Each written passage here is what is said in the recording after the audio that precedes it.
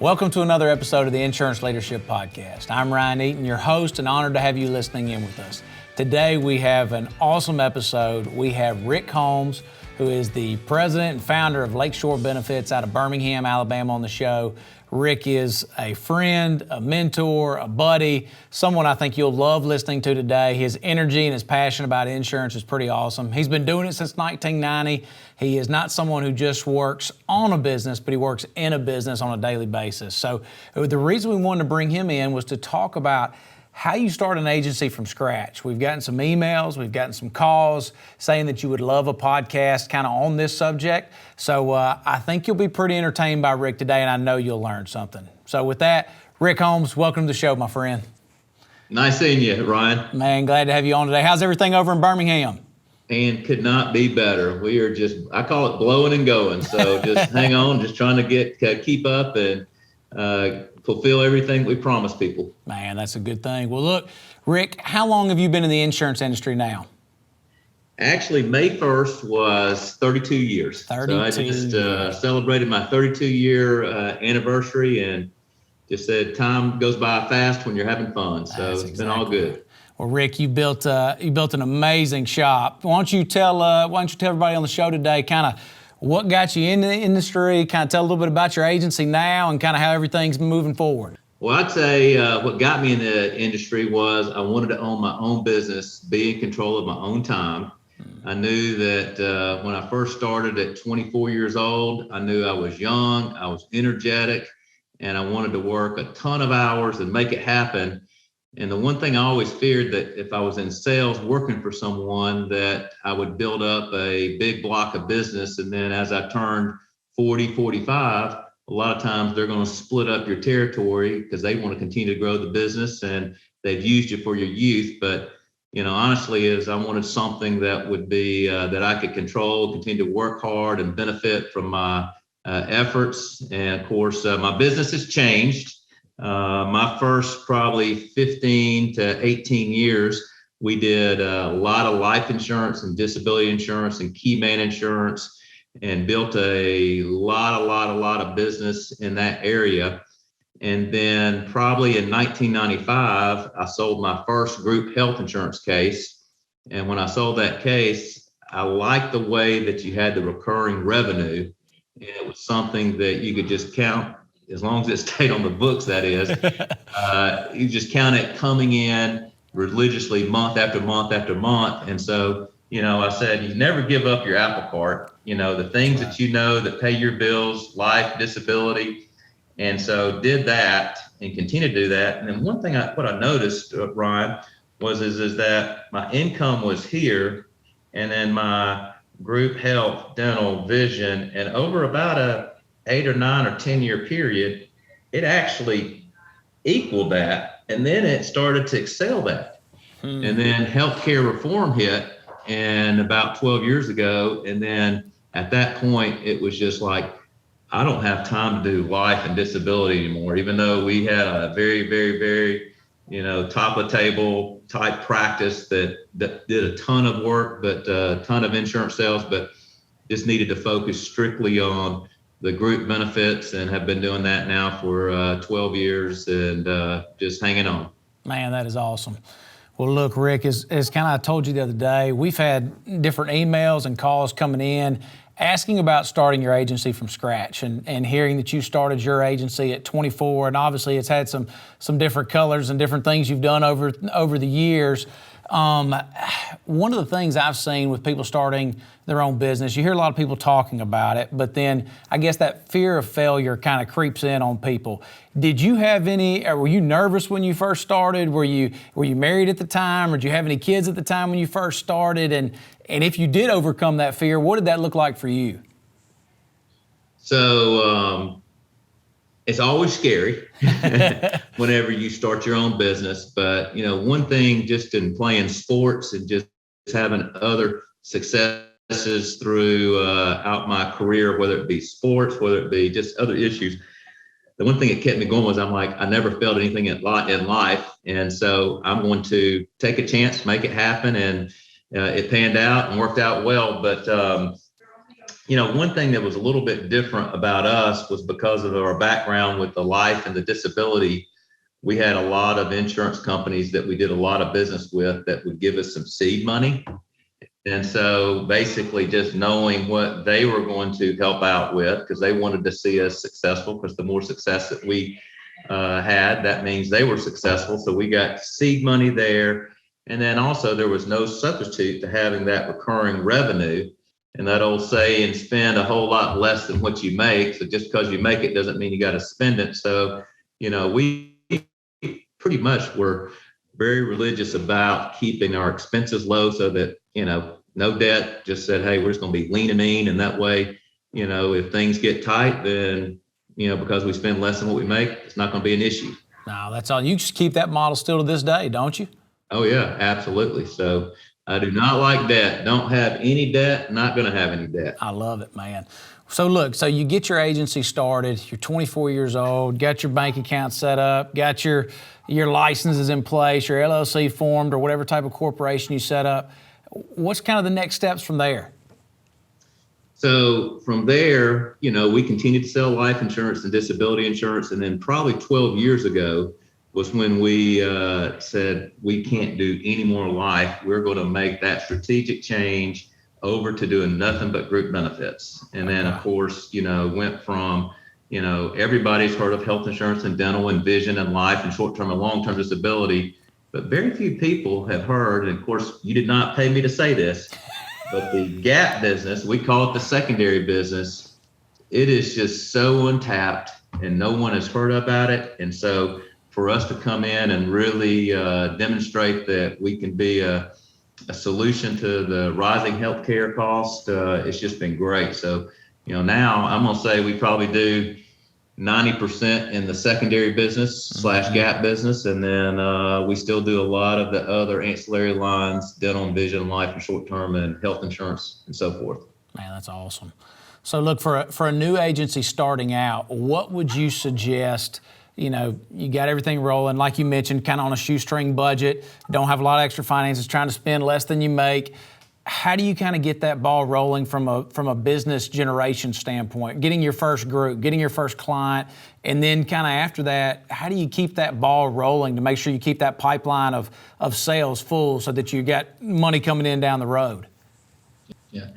Well, so, there's no substitute for activity. You got to have activity. And, what I believe and what I've actually convinced myself is that every single person that we come into, whether it was when we were selling life insurance, I know that there are some needs that they have, but it's just helping uncover those needs. And can you, generate that concern to make them want to, buy some insurance. Same thing applies to a business. Every business that we deal with, I know for a fact they're getting 10, 15, 20, 30, 40% rate increases. So, my famous line that I would always say is whenever I'd call, and there's no substitute to cold calling. And that is, I'd call them up and I'd say, hey, this is Rick Holmes. Did I catch you at a bad time? And they'd say no or yes. And if they said yes, then I'd call them back whenever they told me to. But then when they said no, I said, well, the purpose of the call is to have the opportunity to meet you. And if nothing else, make a new friend. And half the time they wouldn't even know why I was calling. I didn't say this is Rick Holmes in the insurance business. I'd say, I'd like to meet you.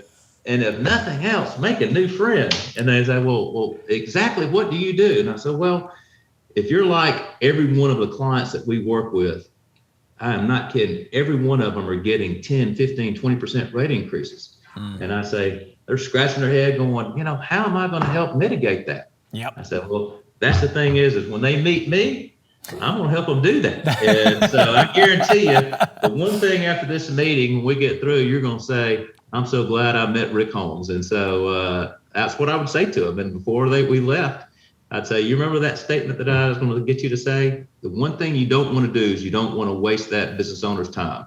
They have already met with 100 people exactly like you. So you got to be prepared and be ready to show them something that they go, that was very well worth my time. I love that, Rick. Love it. And I can say this, if you ever meet Rick Holmes in person, you will love the time you spend with him. The guy's full of energy. And I tell you this too, Rick, you've been a mentor to me for so many years, or I guess probably 4 years now. I have enjoyed how much wisdom I've gleaned from you. And you're right. When you tell someone you need some of their time, you don't waste it. And you treat them right and you help them with the information. And you've done the same thing with us over the years we've worked together. So I appreciate that in you. So look, my next question, I'm going to jump over to kind of something that we got this in the other day from a customer, and they were asking they were looking to kind of start their own agency, and they were asking, how do we pick our carriers when we're wanting to start our own agency? And you could tell that you and I know the type of things to look for. We know, about carriers. We know about distribution. We know kind of TPA type stuff. We know kind of the things to look for, commission schedules to evaluate. But the guy coming directly into the market, wanting to start his own agency, he might not know all this. What would you recommend to someone getting into the market who hasn't spent maybe the time that we have, looking to pick which carriers to kind of hook their wagon to, so to say? That's a very good question, because if you have, you and maybe 2 or 3 guys that are starting an agency, you can get stretched thin. And so, I have often said that I say no to a lot of folks just so that way it doesn't deplete my time, because time is the most valuable asset that you have. So, literally picking, when it comes to dental insurance, you're going to pick 2, maybe 3, but you're going to have ones that have a good network, whether it be, Guardian or Delta or United, or just ones where you just find out from that dentist who is the best out there when it comes to dental. And then when it comes to vision, you're going to say, that's going to probably be VSP or Davis Vision. And then you're going to say, when it comes to group life, short-term and long-term, that might be a Met, a Prudential, a Standard, and just say, I'm going to have 3, no more than 3, because what happens is you can also dilute your block of business. So you want to find 1 or 2 of those carriers where one's A, another one's B, one's C, and then the C is always trying to raise up to A. But the more business that you do with these carriers, then you can also get, where a block bonus, that some of that block bonus can really help pay for your overhead for all your guys throughout the whole year. And so then you actually go, there's money on the table. So when you dilute yourself by going to too many carriers, it's not doing you really any good. So just your top tier ones, like those, and then of course do the same thing with Morgan White and the secondary, and build some really good relationships and write a lot of business with them. And Rick, that's one thing I liked. You were honest with us from the beginning and said, look, I'm not putting all my gap business with one carrier. And I'm not asking you to mention a carrier's name here, but you almost had it as a defensive strategy because you said one time in the market you had a situation where you got burned and had a lot of business with one specific carrier, and that shows all the more reasons to have a 1, 2, 3. Would you mind not mentioning carriers, but just kind of talk big picture, kind of what that looks like from a defensive standpoint as well? Well, diversifying is so important in anything. Don't put all your eggs in one basket. And I've seen it. I've been in the business 32 years, and I've seen where you have Sun Life particularly, this is just insurance, talking about long-term, short-term disability, but, my Unum rep, we're like going, how in the world are they able to sell that short-term, long-term disability rate at that? It's like, then, they end up getting bought and they're just trying to grow a big block of business. So, the other thing I found is that whenever you have competition, it's going to provide the best value, the best price, the best service, and the overall best experience. So, when you have competition, and what I found is there's carriers where, maybe they've met their capacity and they just say, hey, we can't sell it for that anymore. But then someone else comes in the market and they don't have that capacity yet, and they're giving it away. Right. Do you go do business with them? I don't know, but just having several different options, so that way, if you get future rate increases, a good solution to continue to help your client. No, that's great, Rick. So look, kind of getting to the standpoint of company differential. Someone coming into the market nowadays, things obviously have changed from pre-COVID. You were one of the first people I know of to adapt to Zoom meetings, and not saying you weren't doing them pre-COVID, but I remember you were doing 8 to 9 a day when COVID hit. I remember us talking, and you said, it's like, Rick, you sound tired. Your voice sounds gone. You said, I've been on 9 Zoom meetings back to back. What would you say, and I know that's not necessarily a company differential, but when you're looking at it from an agency standpoint, someone coming into the market or someone who's already in the market, you're looking at a product, you're looking at service, you're looking at technology. You've really attached hold to the gap strategy and secondary insurance and a leader across the country in that. What would you suggest to someone looking at trying to differentiate their agency? Well, I mean, and that's what's tough, because if you go into an employer, every one of them heard about health insurance, dental insurance, vision insurance, life insurance, short term. They have an incumbent broker in there. But the one thing that they may not have talked about is the secondary. So, I mean, I'm like going, it doesn't matter whether you're a broker in Georgia or you're a broker in Mississippi. There's so much opportunity out there, and it's just so untapped, and half the folks have never even heard of it. So when you say secondary, they've heard of HSAs, they've heard of HRAs, but I would say that is the one differential that can set you apart and get you at least an audience in front of someone. And then you show them a solution. Then after you show them that solution and you get them as a client, then you can go after the dental and the vision, and more than likely you're gonna get the health if you get the secondary. So, go after those other ancillary lines is what I've always told my brokers to do, and it's worked out well for them. So Rick, when we're looking at hiring, when you first started your agency, this is another question that we got is, when do you know it's the right time to bring the next person on?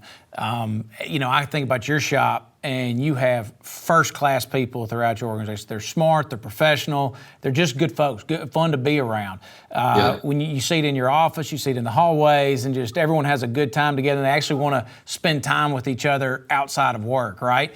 And so I look at that. How do you know when it's time to hire someone, and how do you try to bring the right people on that kind of fit your organization mold that you're looking to grow? So when we started ours, like 5 of us who've been together for like 20 plus years all moved over in one time. So we knew each other backwards and forwards. And then when I look at the folks that we've actually brought on board, one of them was a Colonial rep that basically every time that they bumped into us, we won. And finally, they started selling our gap plan. And then when Colonial found out about it, they kind of gave them an ultimatum. And I said, hey, I've seen how you're what we're looking for. You come on board with us, and you got a place with us. And so the other one was a gentleman that in our office that he had a trainer at Iron Tribe. And when you're working out with someone, you get into some really good conversations. And so, I'll be honest with you, we look for people who are believers. So that way we have a certain standard that we want to obtain. And so they got into conversation. He's a little younger. So I think what I found, and I wish I could define this, and this is the only way I can say, but when I look at our agency, what's amazing is we have a 25-year-old, a 30-year-old who are kind of pushing iron. That's right. Then we have a 39-year-old and a 43-year-old kind of pushing each other. Then we have a 53-year-old, I'm 55, and then a 58-year-old kind of pushing each other. And then we have a 65-year-old and a 67-year-old kind of pushing each other. And what's amazing is you got all these different generations. And then the 67-year-old poked his head into my office today and just said, because if he walks by and he doesn't say hello, I call him out on it. I said, Max, you got to say hello. And so, it's one that we have all different kind of generations. And so when it comes to those younger generations, they come in and fix my computer. They fix everything for me because, they just know technology. And so we just have it from all, and it's worked, it's gelled so that way we don't have 10 people who are all in the same 41 to 44 range. So it's just, you learn from each other.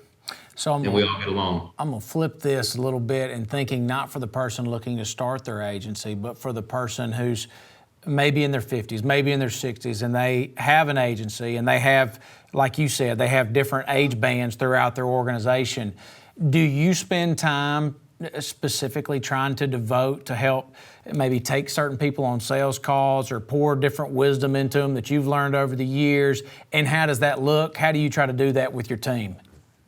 So we do a lot of joint work where we work jointly where, we're so busy that, we'll say, hey, can you work this case with me? And then we'll just split it 50-50.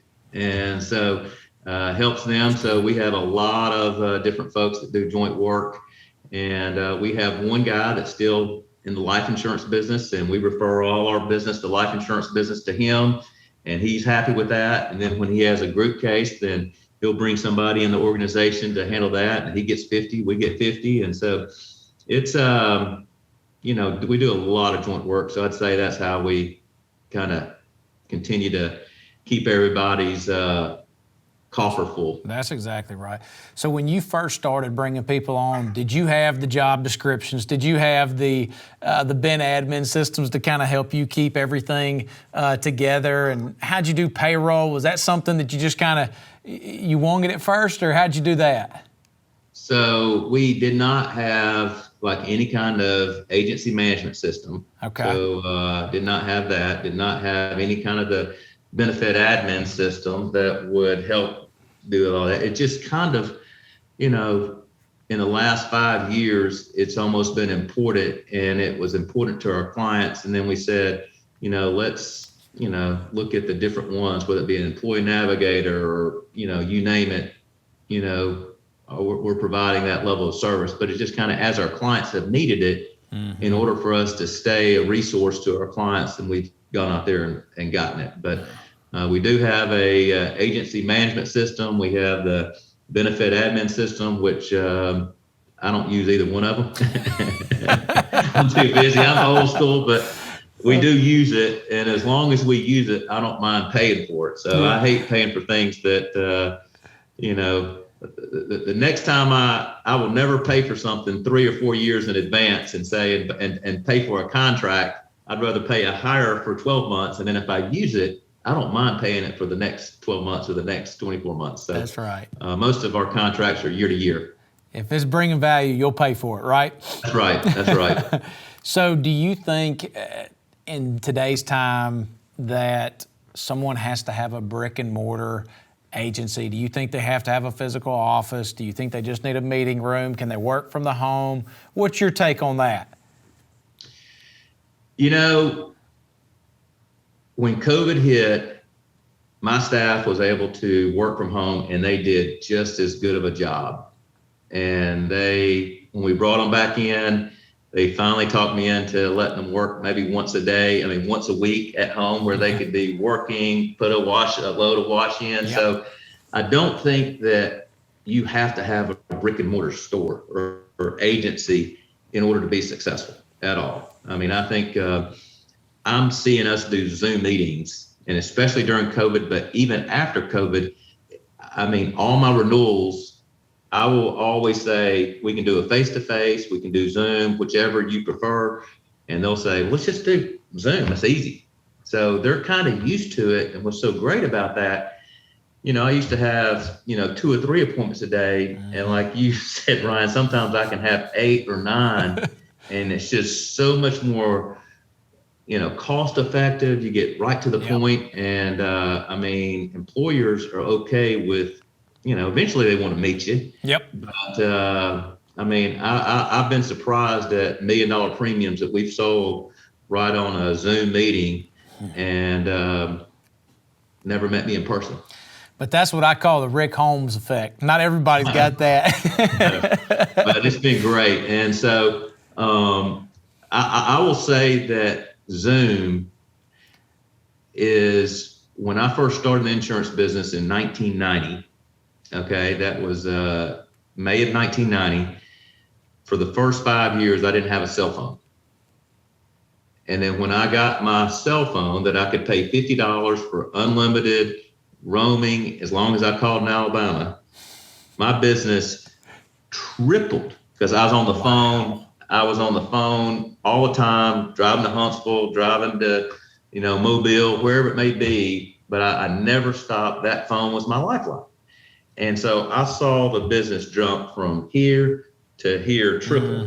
And then it has continued to go up. And then when Zoom came along, that technology, I saw the exact same thing happening with being able to have meetings, because you could have multiple meetings all across the country.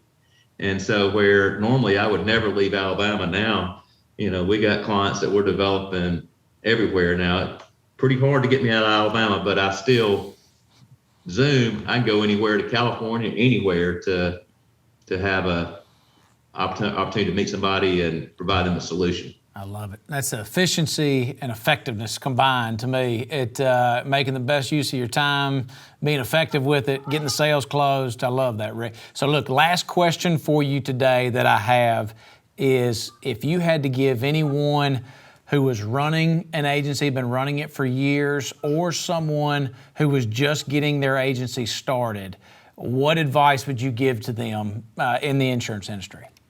I would say that enthusiasm is probably one of the most important things, because if you're not excited about what you do, it's going to be hard to recruit. And, I think enthusiasm, hard work, knowledge, a little bit of sales ability, but just being excited about what you do and the help. And I mean, I'll tell you, when I go to the doctor, which is not that often unless I do something stupid, wrestling or something like that, when I go there, I literally sit the closest person to the desk, because I want to see how many people are laying down secondary cards to help them pay their out-of-pocket costs. And so when I see the number of, I'm going to say out of 10 people, maybe 6 out of 10 are going to lay down a secondary card in Birmingham, and where I'm going at least. And I'm like, we're making an impact, and everybody is trying to find,